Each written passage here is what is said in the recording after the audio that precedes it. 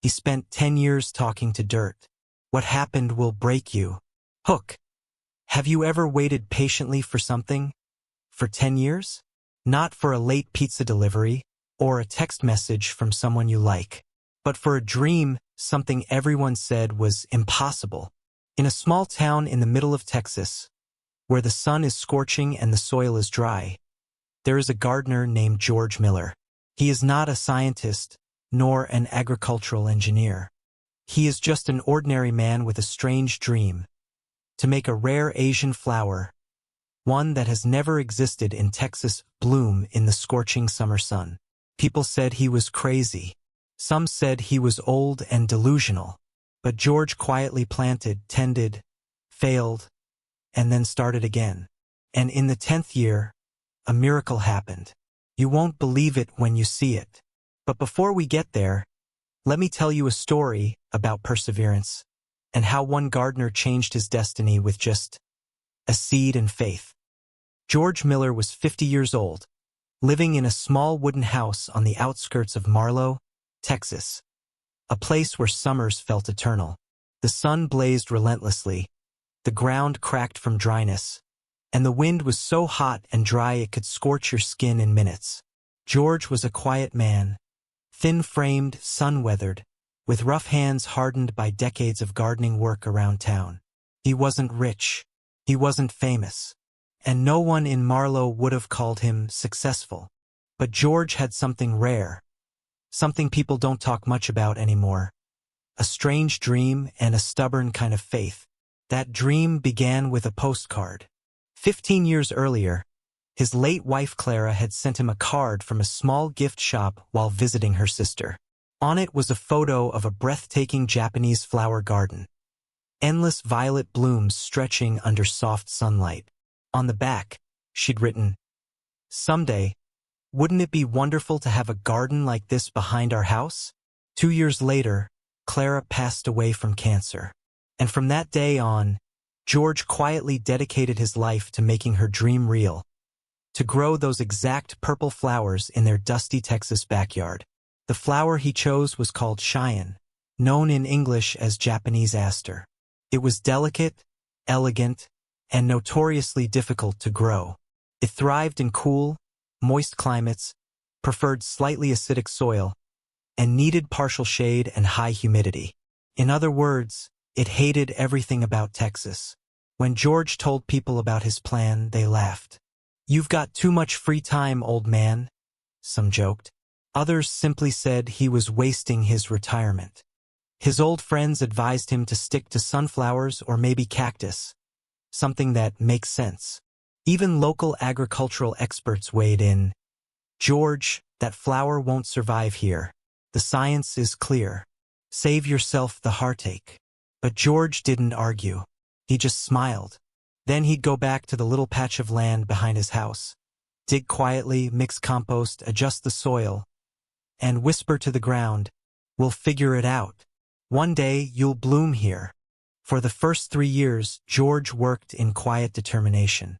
Every morning, before the sun could turn the soil into a skillet, he was out back with his gardening gloves and a notebook. He experimented with different soils, added peat moss, dug trenches for drainage, and even built a hand-cranked irrigation system using old bicycle parts. But no matter what he tried, the results were always the same.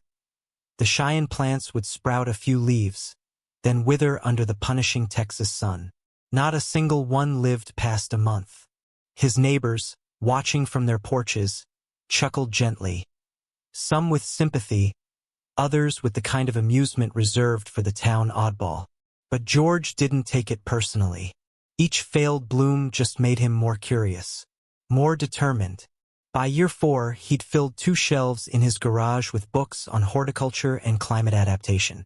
He found online forums, followed Japanese gardening channels, and even reached out to a retired botanist in Oregon who had once cultivated alpine flowers in a desert greenhouse. George began experimenting with over 30 kinds of organic compost: crushed eggshells, coffee grounds, banana peels, fish emulsion, anything that might coax life from the soil. A few seeds sprouted and grew 2 inches high. It was a small win, but hope flickered. Then came July. In one brutal afternoon, the Texas sun turned them to paper. Still, George kept going. By year 7, he stopped trying to fight the climate and started working with it. He built a shade structure out of salvaged wood and old bedsheets, then lined the perimeter with recycled sunblock netting. He designed what he called a cooling rig, a set of misting fans powered by a car battery and an old solar panel someone had tossed by the curb. It wasn't elegant, but it worked. Some seedlings lasted 2, even 3 months. Neighbors stopped laughing. They still didn't believe the dream would ever come true, but the silence meant something had shifted. Maybe they were waiting to see if the man would give up. He didn't. George never rushed the process, never cut corners. He believed that something grown with patience had a kind of soul. And that belief, quiet, persistent, almost foolish, carried him into the 10th spring. That morning, something was different. The air was softer. The wind smelled faintly of earth and honey. When George stepped outside, he froze. His backyard, once a patch of brown dust, was now a sea of violet. Thousands of Cheyenne flowers swayed gently in the breeze, their petals catching the light like tiny stars. It was as if the dream had been waiting, just out of reach all these years. Word spread fast. By noon, half the town was at his fence line, whispering, taking photos, stunned. A local reporter wrote, "The man who made flowers bloom in a desert of Sunday." But George didn't care for the headlines. He just sat in his old rocking chair, hands resting on his knees, and whispered, "Clara, we did it." Even in the middle of his most serious gardening experiments, George never lost his sense of humor or his quirks. In fact, some of his greatest discoveries started as ridiculous mistakes, like the infamous pancake powder incident. It was during year 6, mid-June. George had read somewhere that adding powdered nutrients to the soil could help boost root strength. He remembered seeing a container labeled Organic Boost, High Calcium in the pantry. Excited, he scooped a few generous handfuls and mixed it directly into the compost. But what he didn't know was that Clara had moved things around in the pantry months ago. The label? Faded. The contents? Aunt Millie's buttermilk pancake mix. 2 days later, George walked out to find a full-blown ant invasion. Not just a line of ants. This was a 6-lane superhighway of sugar-seeking troops. They'd built tiny tunnels, formed colonies, even held what looked like a square dance on top of one of his seed trays. For a full week, the backyard smelled like Sunday breakfast, and the ants were partying like it was the 4th of July. George didn't panic. He just stood there with a cup of coffee, watched them march and muttered, "Well, fellas, if I knew you liked pancakes, Ivy made syrup too." Then there was the Beethoven phase. Around year 8, George stumbled on a study claiming that classical music could help plants grow. Sound vibrations stimulate growth, it said. Mozart for melons, Beethoven for broccoli. George figured, why not Cheyenne for Cheyenne? So, every morning for a month, he set up an old CD player right next to the garden and played Beethoven's Symphony No. 6 at medium volume. He even talked to the seedlings between songs, giving them gentle pep talks like, "You got this, little one. Stretch toward that Texas sky." One afternoon, his neighbor saw him waving dramatically at the plants while the music swelled in the background. Word got around. People whispered that George might have finally lost it. But the real kicker came when his sister-in-law stopped by. After standing in the garden for a full minute, she turned to him and asked seriously, "George, do plants usually respond to Beethoven? Or is it just the ones that look like they're nodding?" Even Clara, had she still been alive, would have rolled her eyes. "The sun's gotten to your brain," she would have said, half joking. But George didn't care. He believed that anything done with love, no matter how silly, left a mark. "If talking to plants makes me crazy," he once said, "then I hope I never get cured." And maybe, just maybe, it was all those oddball experiments, the pancake mix, the symphonies, the whispered encouragements that finally made those violet blooms open up. Or maybe the plants just liked having a good laugh too. By the time the flowers had fully bloomed, George's backyard wasn't just a garden. It was a story of stubborn faith, of oddball experiments, of quiet conversations with the dirt, and a belief that something beautiful could grow even where no one thought it could. People came from other towns just to see it. Some brought their children, others brought cameras. But many just stood in silence, looking around as if trying to understand what kind of magic had happened here. When asked about his journey in a local newspaper interview, George didn't talk about the science, the failures, or even the flowers themselves. He just smiled, looked out at the garden and said, "I'm not the smartest. I'm not the best. I'm just the one who didn't give up." That quote made the front page.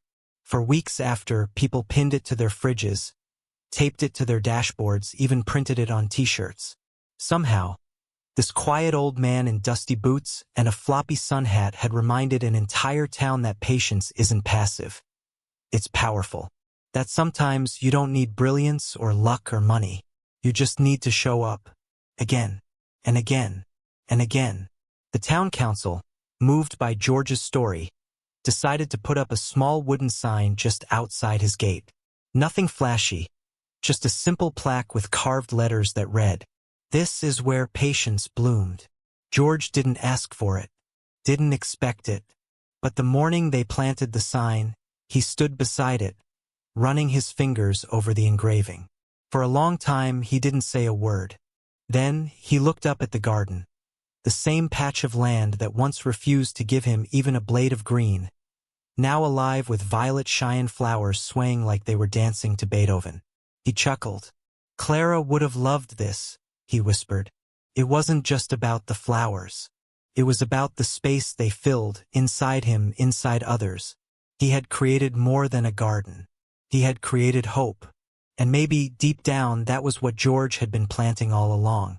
So, if you ever find yourself at the edge of something that feels impossible, be it a dream, a goal, or even just a stubborn piece of dry earth, remember George.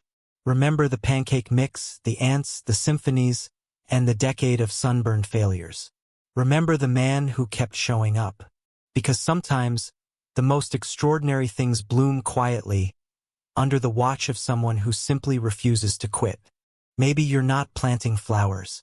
Maybe you're building a business, writing a book, raising a child, chasing a dream that nobody else seems to understand. Maybe you've been pouring yourself into something for years, and the results still haven't shown up. The ground still looks dry. The effort feels unseen. The world keeps telling you it's not working. But before you walk away, pause. Think of George. Think of the man who spent 10 years digging into unforgiving soil. The man who was laughed at, misunderstood, dismissed, and who never stopped showing up anyway. He didn't have a perfect plan. He wasn't waiting for permission. He wasn't hoping for applause. He just believed that something beautiful was possible, even when there was no proof yet. And that belief, fueled by patience, watered by action, was enough. You don't have to do it all today. You don't have to bloom overnight. But you do have to keep going. Because here's the truth. Patience isn't passive. It's power in disguise. It's doing the right thing again and again when no one's watching, when nothing's growing, when everyone else says, quit. It's that quiet, stubborn heartbeat of faith that says, maybe not yet, but one day. So let me ask you this. What are you giving up on just because someone else said it was impossible? What passion project did you shelf? What skill did you stop practicing? What version of yourself did you bury under doubt? Whatever it is, pick it back up. Dust it off. Start again. Because George's story isn't just about gardening. It's about life. It's about believing that your effort matters, even when the results take longer than you hoped. And one day, maybe years from now, someone might walk by your life, your work, your art, your story, and say, this is where patience bloomed. So don't give up. Don't let temporary silence convince you that your voice doesn't matter. Don't let slow progress fool you into thinking you're not moving. Keep showing up. Keep planting. Keep playing your music to the dirt, even if it feels silly. One day, Something will bloom that you didn't even know you were growing. Just like George.